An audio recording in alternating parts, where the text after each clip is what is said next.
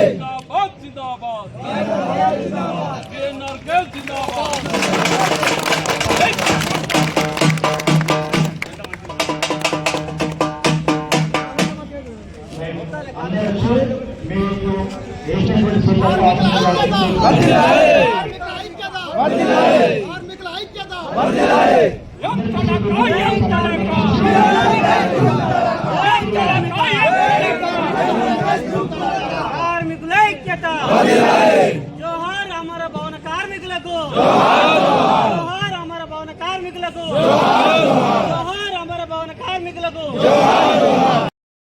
కార్మిక జై కార్మిక, కార్మికుల ఐక్యత, భవన నిర్మాణ రంగాల కార్మికుల ఐక్యత.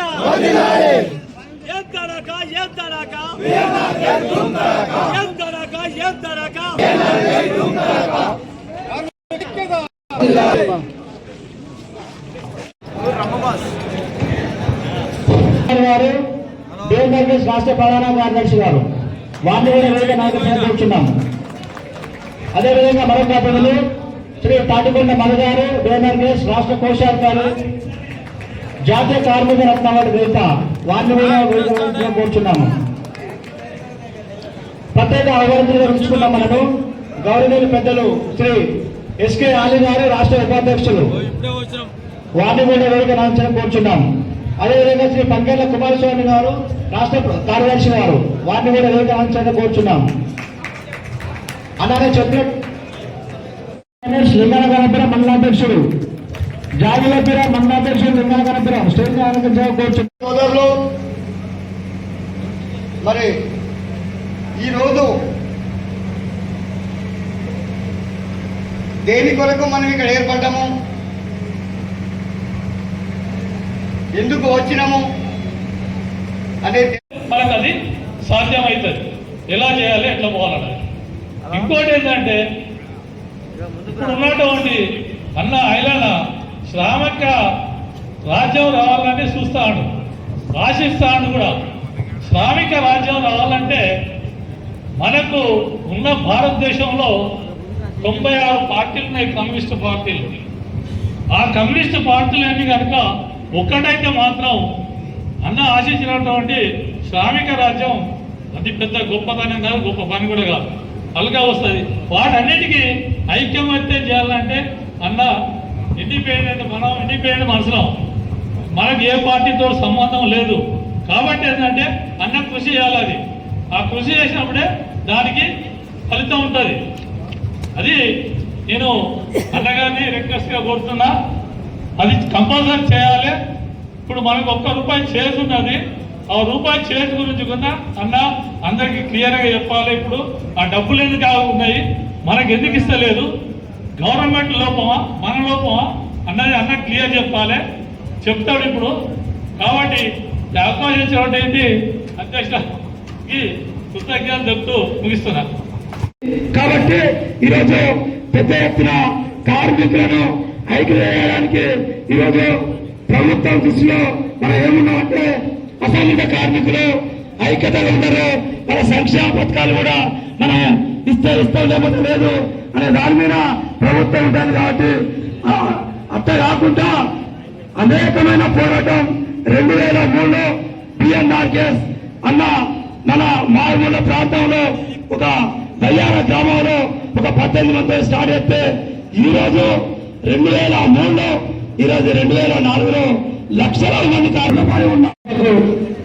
ముఖ్య అతిథులుగా వచ్చేసిన మన రాష్ట్ర వ్యవస్థాపక అధ్యక్షులు శివశక్తి అవార్డు గ్రహీత మరియు మహామేశ్వరి అవార్డు గ్రహీత మన కామల్ నారాయణ గారికి హృదయపూర్వకంగా అభినందనలు తెలియజేసుకుంటున్నాం.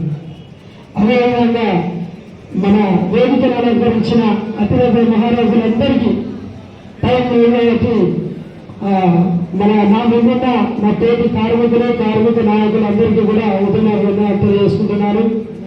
మన జై కార్మిక. జనగామ జిల్లా 5వ మహాసభకు ఇచ్చేసినటువంటి మన రాష్ట్ర అధ్యక్షులు కమల ఐలన్న గారికి, అదేవిధంగా హన్మకొండ జిల్లా అధ్యక్షులకు, మన జనగామ జిల్లా అధ్యక్షులకు, నా తోటి కార్మికుల అందరికీ కూడా పేరు పేరిన ఉద్యమవందనాలు. అన్న ఒకటే విషయం అన్న, ప్రతి మీటింగ్ లో కూడా చెప్పడం జరుగుతూ ఉంది. ఎన్నో సభలు ఎన్నో మీటింగులు పెట్టడం జరిగింది, కానీ మన మీటింగ్లు ఓన్లీ జిల్లాకు పరిమితం అవుతున్నాయి, కానీ రాష్ట్రంకు మాత్రం వెళ్ళడం లేదు. దానికి ప్రతి కార్మికుడు కూడా సహకరిస్తామన్నా తప్పకుండా రాష్ట్ర విధిగా ఓ అసెంబ్లీ ముట్టడిగా, ఓ మంత్రి ముట్టడిగా, సీఎం ముట్టడిగా క్యాంపస్ కూడా పెట్టాలని కోరుతున్నామన్నా. ఈ సభ ద్వారా నేను ఒక విజ్ఞప్తి చేస్తున్నాను. కార్మికులు కూడా చాలా వరకు లేబర్ కార్డులు రిన్యువల్ కావట్లేదన్నా. ఆ రిన్యువల్ గురించి ఒకసారి మరోసారి కూడా హెల్పర్ కోర్టుకు మీరు ఒకసారి గుర్తించాలని చెప్పేసి నేను కోరుకుంటున్నాను అన్న.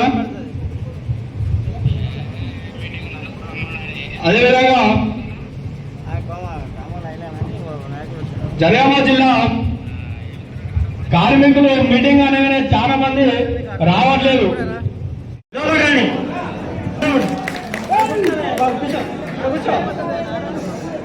అక్కడ కూర్చో. భవన నిర్మాణ రంగాల కార్మికులు ఐక్యత. రైట్ మిత్రులారా,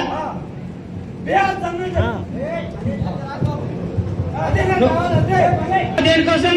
మన కోసం. అర్ధగంట అయినాక చేస్తా. మీటింగ్లు ఉన్నాయి ఒకసారి ఈ సభ దేనికోసం? నేను చేస్తా. భవన నిర్మాణ రంగాల కార్మిక సంఘం 5వ జిల్లా మహాసభ.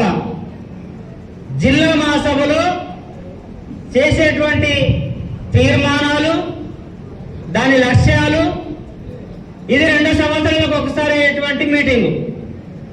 2 సంవత్సరాలకు ఒకసారి మీటింగ్ అయితే ఇందులో 2 సంవత్సరాలు సరిపోయినటువంటి తీర్మానాలు చేసుకోవాలి. ఆ తీర్మానాలు ఎట్లా ఉంటాయి, ఏ దానికోసం ఉంటుంది అనేది మనము ఒక అర్ధగంట టైం ఇస్తే అర్ధగంటలో నేను మాట్లాడి ముగిస్తా. అందరికీ ఆకలి అవుతున్నది, నాకు కూడా అవుతున్నది. అయితే సంతోషం.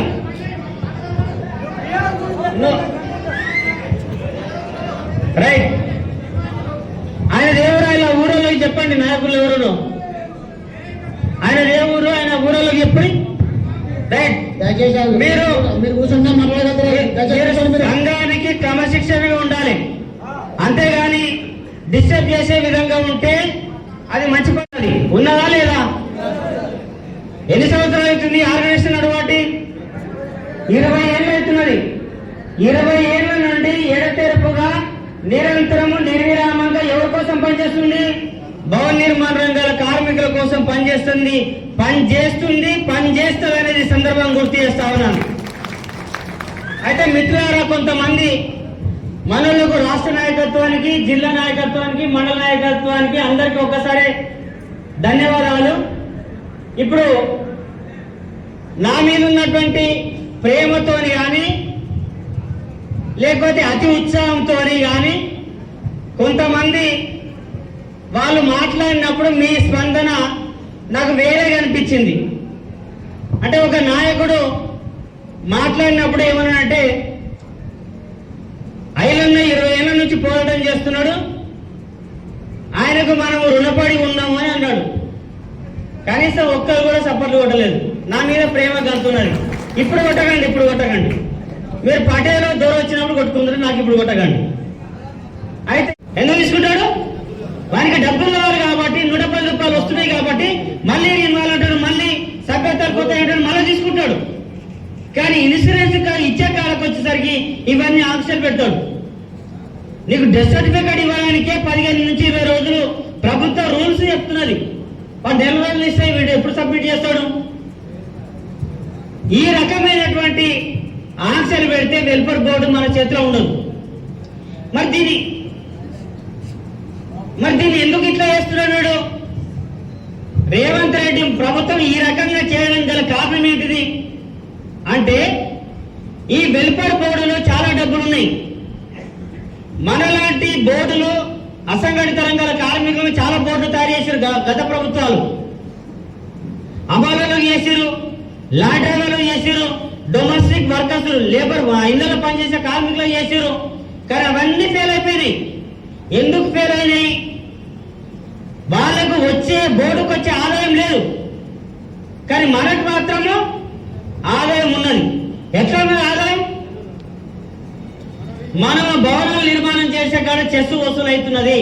100కి 1% మాత్రమే వసూలు చేస్తే ఇవాళ 5,000 కోట్ల రూపాయలు వెల్ఫేర్ బోర్డులో ఉన్నాయనేది సందర్భంగా గుర్తు చేస్తా ఉన్నా.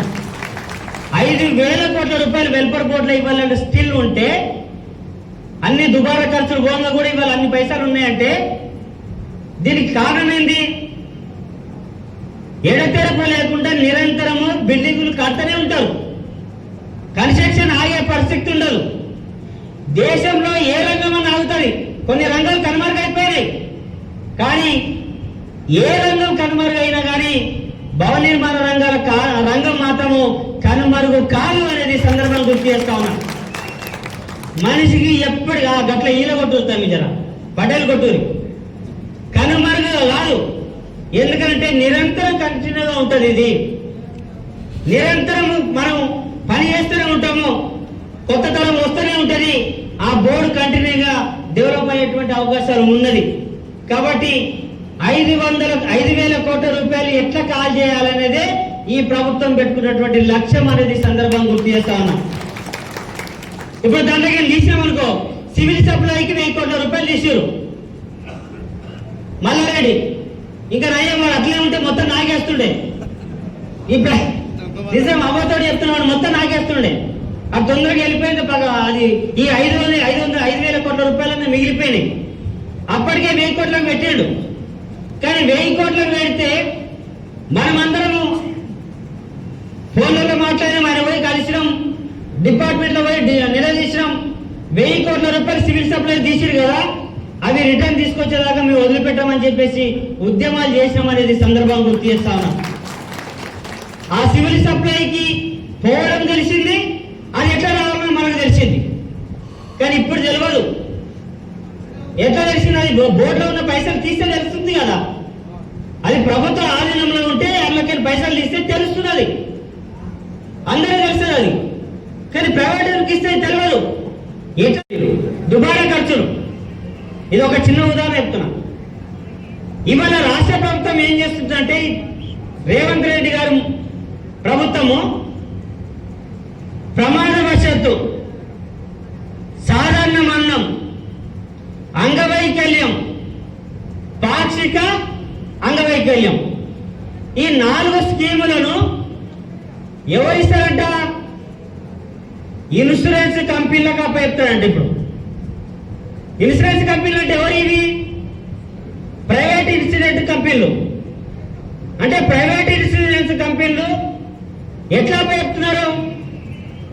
25 లక్షల మంది వెల్ఫేర్ బోర్డులో సభ్యత్వం తీసుకున్నారు. ఎంత? 25 లక్షల మంది వెల్ఫేర్ బోర్డులో సభ్యత్వం తీసుకున్నారు. 15 లక్షలు మాత్రమే రెన్యువల్ అయినట్టుగా చూపెడుతున్నాడు. ఇంకా మిగతా ఎన్ని తక్కువ ఉన్నాయి? 10,000 మంది, 10 లక్షల మంది. 10 లక్షల మందిలో ఇప్పుడు మనోళ్ళు ఎవరో ఇలా సభ్యత్వం ఎంతమంది తీసుకురని చేతులు ఆటమంటే లాటీరు. అందరూ లాటీరు, చాలా మంది లాటీరు.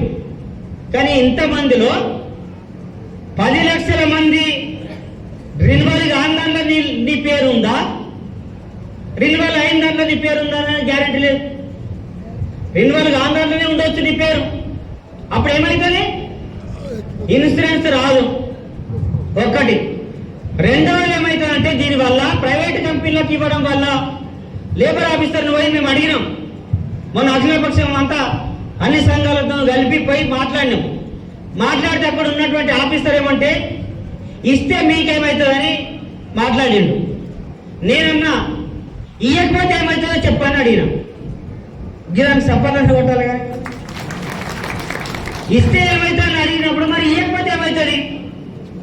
మనకి నా కాళ్ళ కింద భూమి ఉన్నది, అవునా? భూమి అంటే సంస్థ, సంఘం. నేను ఈ వేదిక మీద మాట్లాడుతున్నంటే ఈ సంఘం పుణ్యమా? మరి ఇక నా కాళ్ళ కిందకే భూమే కదిలిపోతే నేను ఎక్కడ నిలబడి మాట్లాడాలి? నా కాళ్ళ కింద భూమే కదిలిపోతే నేను ఎక్కడ నుండి మాట్లాడాలి? ఇప్పుడు ఇది మన ముందున్నటువంటి ప్రశ్న. ఇవాళ జరుగుతున్నటువంటి తీరేమై? తెలంగాణ ప్రభుత్వం చేస్తున్నటువంటి తీరేంది? ఇవాళ 1996 చట్టం ఎప్పుడొచ్చింది? ఈ రాష్ట్రంలో 2009 వచ్చింది. 2009 నుండి ఇప్పటిదాకా నిరంతరం నిర్విరామంగా కేవలం ఇక్కడ బిఎన్ఆర్కే సంస్థ ఉన్నది కాబట్టి ఈ చట్టం ఉన్నదనేది సందర్భం గుర్తు చేస్తా ఉన్నా. బిఎన్ఆర్కే సంస్థ లేకపోతే, మనమందరం ఇందులో సభ్యత్వం చేసుకోకపోతే, ఈ సంఘం నిరంతరంగా ఆర్గనైజేషన్ లో లేకపోతే ఈ రాష్ట్రంలో చట్టం ఉండదు. అవునా కాదా? ఇదొక సాక్ష్యం చెప్తా నేను. ఇది దేశవ్యాప్తమైనటువంటి చట్టం, దేశవ్యాప్తంగా ఉన్నటువంటి చట్టం. 32 జిల్లా రాష్ట్రాలలో ఇది జరగాల్సినటువంటి 29 రాష్ట్రాలలో ఉండాల్సినటువంటి చట్టం. కానీ వాళ్ళ ఎన్ని రాష్ట్రాల్లో ఉన్నది? ఇది కేవలము కమ్యూనిస్టు పార్టీలు 1996లో వచ్చినటువంటి చట్టం 2096, 98కి వచ్చినప్పుడు కమ్యూనిస్టు పార్టీలు ఎక్కడైతే అధికారంలో ఉన్నదో కేరళ, బెంగాల్, పశ్చిమ బెంగాల్, త్రిపుర, మణిపురం లాంటి రాష్ట్రాలు మాత్రమే ఈ చట్టం అమలైంది. మిగతా రాష్ట్రాలు అమలైందంటే లేదు, దేశవ్యాప్తంగా అమలు కాలేదు. మిగతా రాష్ట్రాలు అమలు కాలేదు. కమ్యూనిస్టు పార్టీలలో ఎందుకు అమలైందంటే వాళ్ళు కార్మిక వర్గ దృక్పథంతో ఉంటారు కనుక ఆ రాష్ట్రాల్లో చట్టం అమలు చేసారు. మరి మన రాష్ట్రంలో ఎందుకు జరిగిందని? ఇక్కడ కమ్యూనిస్టు పార్టీ అధికారంలో ఉన్నారు. అప్పుడు ఎవరు అధికారంలో ఉన్నారు? తెలుగుదేశం పార్టీ అధికారంలో ఉన్నది. అప్పుడు వాళ్ళు చేయలేదు. 2003లో మన సంఘం వస్తే 2009 బిఎన్ఆర్కేఎస్ ఉద్యమం వల్ల వచ్చిందనేది సందర్భంగా గుర్తు చేస్తా ఉన్నాం. మన వల్ల మనం పోరాటం చేస్తే వచ్చినటువంటి చట్టం. ఈ ఇంకొక సాక్ష్యం ఏమంటే, మిగతా రాష్ట్రాలలో ఇప్పటికి కూడా లేదు. తెలంగాణ రాష్ట్రంలో ఉమ్మడి ఆంధ్రప్రదేశ్లో ఉన్నటువంటి చట్టము పక్కలో కేవలం అది ఏ రకంగా చేసిరో కానీ కర్ణాటక రాష్ట్రంలో ఒక రాష్ట్రం మాత్రం చేసిరు. మిగతా రాష్ట్రాలు ఇప్పటి వరకు కూడా లేదు. కమ్యూనిస్టు పార్టీ అధికారంలో ఉన్నటువంటి రాష్ట్రాలలో కూడా ఇప్పుడు కూడా బంద్ అయిపోయింది. అవి అధికారంలోకి వెళ్ళిపోయినాయి కాబట్టి. మరి ఇప్పుడు ఎక్కడ ఉన్నది చట్టము? ఈ చట్టం ఎక్కడ పనిచేస్తున్నది అంటే కేవలము తెలంగాణ రాష్ట్రంలో మాత్రమే పనిచేస్తుంది అనేది సందర్భం గుర్తు చేస్తా ఉన్నా. ఇది మీరు చాలా జాగ్రత్తగా వినాలి. తెలంగాణలో ఎందుకు చేస్తున్నది ఈ చట్టం? మరి ఆంధ్రప్రదేశ్ మనతో విడిపోయిన ఆంధ్రప్రదేశ్లో ఎందుకు చట్టం అమలు అవుతలేదు? ఇవాళ ఇప్పటికీ స్టిల్ గత 5 సంవత్సరాల నుండి ఇప్పటిదాకా వైఎస్ రాజశేఖర రెడ్డి జగన్మోహన్ రెడ్డి ముఖ్యమంత్రి అయినప్పటి నుంచి ఇప్పటిదాకా ఆ రాష్ట్రంలో ఇప్పుడు చట్టం అమలు అయితలేదు అనేది సందర్భం గుర్తు చేస్తా ఉన్నాను. ఎందుకు అమలు అయితలేదు అక్కడ అంటే అక్కడ మన కమ్యూనిస్టు పార్టీలు ఉన్నాయి, ప్రతిపక్ష పార్టీలు ఉన్నాయి, అన్ని రాజకీయ పార్టీలు ఉన్నాయి. కానీ ఎందుకు అమలు అయితలేదంటే అక్కడ బిఎన్ఆర్కేస్ లేదు కనుకనే అమలు అయితలేదు. ఇదే సాక్ష్యం. మీరు ఎక్కడ చెప్పండి, ఈ రాష్ట్రంలో ఆంధ్రలో ఉంటే వాళ్ళని పోయి అడగండి. మీరు మీ రాష్ట్రంలో చట్టం అమలవుతుందా అని. లేదు, అమలైతలేదు. కానీ ఇక్కడ మాత్రమే అమలవుతుందంటే కేవలం బిఎన్ఆర్కేస్ ఉండడం వల్లనే అమలవుతుంది అనేది సందర్భం గుర్తు చేస్తాము. ఇది వాస్తవమా కాదా? వాస్తవమా కాదా? ఈ చట్టంలో ఈ సంఘం బలంగా పనిచేస్తుంది కాబట్టి ఒక్కొక్కసారి మీకు ఐలన్న 6 నెలల నాడు 7 నాడు కనిపించకుండా కానీ సంఘం ఇవాళ గ్రామాల స్థాయిలో ఉన్నదనంటే కారణం ఏంటి? జిల్లా నాయకత్వం పనిచేస్తుంది, మండల నాయకత్వం పనిచేస్తా ఉన్నది, గ్రామ స్థాయి నాయకత్వం పనిచేస్తుంది అనేది సందర్భం గుర్తు చేస్తా ఉన్నా. అందుకే ఇవాళ సంఘం ఇట్లా కంటిన్యూషన్ కొనసాగుతా ఉన్నది. ఇది గొప్పగా మనం చెప్పుకోవాల్సిన అవసరం ఉన్నది. అందుకే ఇవాళ ఇవన్నీ బాగానే ఉన్నాయి. కానీ నా కాళ్ళ కిందికేని భూమి కదులుతున్నప్పుడు మనం చేయాల్సినటువంటి పని ఏంది? మన కాళ్ళ కింద భూమి లేనప్పుడు మనం చేయాల్సినటువంటి పని ఏంది? 1996 చట్టం ఈ రాష్ట్రంలో అమలవుతుందనంటేనే అనేక సంక్షేమ పథకాలు అడుగుతున్నాం మనం. ఇన్సూరెన్స్, పిఎఫ్, పెన్షన్, ఇంకా రకరకాల ఇల్లు కావాలని అనేక అంశాలు మనం అడుగుతా ఉన్నాం. కానీ ఆ చట్టం ఉంటేనే కదా అడగడానికి. ఇవాళ వృద్ధాప్య కార్మికుల పెన్షన్ ఇవ్వమంటున్నాం. ఎట్లా అడుగుతున్నాం? అది చట్టం ఉంటేనే కదా అడుగుతున్నాం. చట్టం లేకపోతే అడగలేం కదా. కాబట్టి ఇవాళ పెద్ద ముప్పు వస్తున్నది. 5-10 నిమిషాలు ఆకలికైనా ఓర్చండి. ఈ విషయాలు మీరు అర్థం చేసుకొని ఇక్కడ నుంచి పోవాల్సిన అవసరం ఉంటుంది. ఏం ముప్పు వస్తున్నది, ఏం నష్టం జరుగుతా ఉన్నది, వెల్ఫేర్ బోర్డులో జరుగుతున్నటువంటి నష్టం ఎట్లాంటిది అని అంటే ఒక్కసారి మనం చూస్తే ఇవాళ వెల్ఫేర్ బోర్డు ఈ రోజు 2009 నుండి ఇప్పటిదాకా ఎవరు ఈ ఇన్సూరెన్స్ ఇచ్చారు? మనకు ప్రభుత్వం ఇచ్చింది, వెల్ఫేర్ బోర్డు నుండి ఇచ్చింది. వెల్ఫేర్ బోర్డు నుంచి ఏదన్నా సంక్షేమ పథకం అమలు చేసుకోవాలంటే ప్రమాదవశాత్తు కానీ, సాధారణ మరణం కానీ, అంగవైకల్యం కానీ, ఇతరకు సంబంధించినటువంటి సంక్షేమ పథకాలు, డెలివరీ కేసులకు సంబంధించింది కానీ, న్యాక్స్ నుంచి ఇన్సూరెన్స్ శిక్షణ ఇచ్చేటువంటి కార్యక్రమం కానీ, ఇవన్నీ కూడా రాష్ట్ర ప్రభుత్వం ఇచ్చింది. తెలంగాణ వెల్ఫేర్ బోర్డు నుంచి ఇచ్చారు అనేది సందర్భంగా గుర్తు చేస్తా ఉన్నా. వెల్ఫేర్ బోర్డు నుంచి ఇచ్చారు. మరి ఇప్పుడు ఎవరు ఇస్తామని అంటున్నారు? ఈ రాష్ట్రంలో చైర్మన్ లేడు ఇప్పటి వరకు. వెల్ఫేర్ బోర్డుకు నాయన నరసింహారెడ్డి చనిపోయిన తర్వాత అప్పటి నుంచి ఇప్పటిదాకా వెల్ఫేర్ బోర్డుకు చైర్మన్ లేడు. పోనీ కార్మిక శాఖ మంత్రి ఉన్నాడా? కార్మిక శాఖ మంత్రి పేరు చెప్పండి. కార్మిక శాఖ మంత్రి పేరు యనమల రేవంత్ రెడ్డి కార్మిక శాఖ మంత్రి. ముఖ్యమంత్రి దగ్గర ఎన్ని రోజులు ఉంటది? ఉంటుందా? అంటే మనం వెల్ఫేర్ బోర్డుకు చైర్మన్ లేడు. వెల్ఫేర్ బోర్డు కమిటీ లేదు. కమిటీలో కూడా అడ్వైజర్ కమిటీ ఉండాలి. అడ్వైజర్ కమిటీ ఎట్లా ఉండాలి అంటే కార్మిక సంఘాల నుండి ప్రతినిధులు అయి ఉండాలి. ఉన్నారా? కమిటీ లేదు. ఏదైనా ఒక తీర్మానం చేయాలంటే మీకు ఒక చిన్న ఉదాహరణ చెప్తా. ఇప్పుడు ఇక్కడ మున్సిపాలిటీ కమిటీ ఉన్నదనుకో, మున్సిపల్ పాలక వర్గం ఉన్నదనుకుందాం. ఉంటే రోడ్లు కానీ దానికి సంబంధించిన సంక్షేమ పథకాలు రావడానికి అవకాశం ఉంటుంది. లేకపోతే వస్తాయా? వస్తాయి. అంతకుముందు తీర్మానం చేసిన ఏవైతున్నాయో అవి మాత్రమే వస్తాయి. కానీ కొత్తగా తీర్మానం చేయడానికి లేదు. శ్రద్ధగా వినండి, కొత్తగా తీర్మానం చేయడానికి లేదు. కమిటీ ఉంటే మాత్రమే తీర్మానం చేయడానికి వీలు ఉంటుంది. కానీ ఇవాళ వెల్ఫేర్ బోర్డు చైర్మన్ లేదు, కమిటీ లేదు, అడ్వైజర్ కమిటీ లేదు. లేకుండానే ఇవాళ ఈ ప్రభుత్వం చేస్తున్నటువంటి తీరేమంటే రాష్ట్రంలో మనకు సంబంధించినటువంటి హెల్త్కు సంబంధించినటువంటి కార్యక్రమం పెట్టారు. ఈ హెల్త్ చెకప్ల మీద ఎన్ని డబ్బులు వసూలు చేశారు? 92 కోట్ల రూపాయలు ఖర్చు చేశారు. 92 కోట్ల రూపాయలు ఎక్కడి నుంచి చేశారు? మన వెల్ఫేర్ బోర్డు నుంచి చేశారు. మరి అది చెక్ చేసిన వరకు ఏమైనా ఉపయోగపడదు. అది ఒక కార్మికుడికి ఏదైనా హెల్త్ బాగాలేదని వచ్చిందనుకో, రిపోర్ట్ వచ్చిందనుకో, ఆ రిపోర్ట్ నుండి దానికి న్యాయం చేసేటువంటి శిక్ష ఉండాలి కదా, ఉన్నదా? ఒట్టి తీసుకొచ్చి నువ్వు చేతులు పెడితే అది ఏం ఉపయోగపడుతుంది? కాబట్టి అట్లా అది ఒకటి చేసుకుంటూ వచ్చారు. ఇట్లా అనేకమైనటువంటి సంక్షేమ పథకాలు రాష్ట్ర ప్రభుత్వము, గత ప్రభుత్వము దుబారా ఖర్చులు అనేక 350 కోట్ల రూపాయలు ఖర్చు పెట్టారు. సారీ, 1000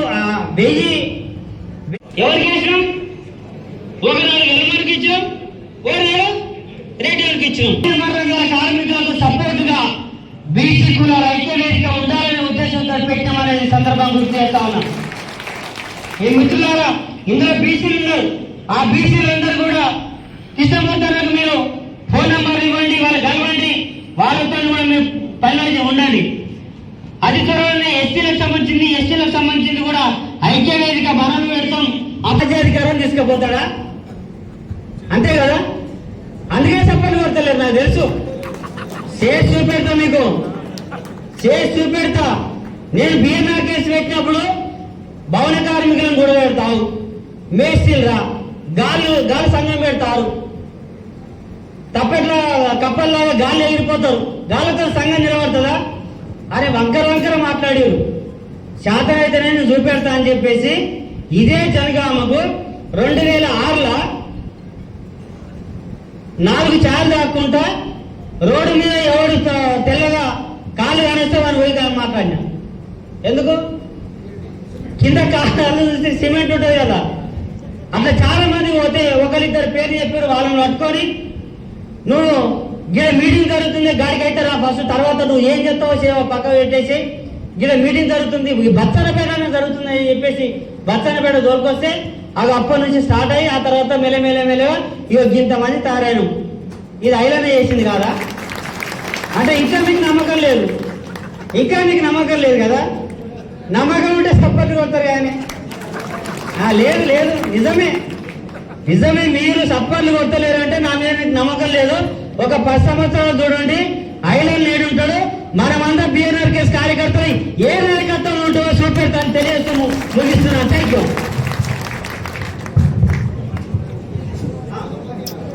ఒక్క నిమిషం ప్లీజ్. ఇప్పుడు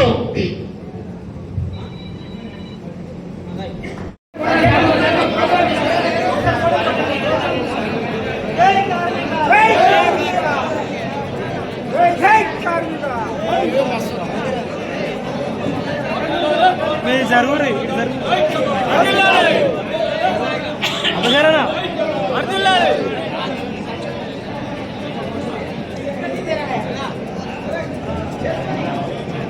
ఏమన్నా వచ్చిందా? అందరూ వచ్చినాయా?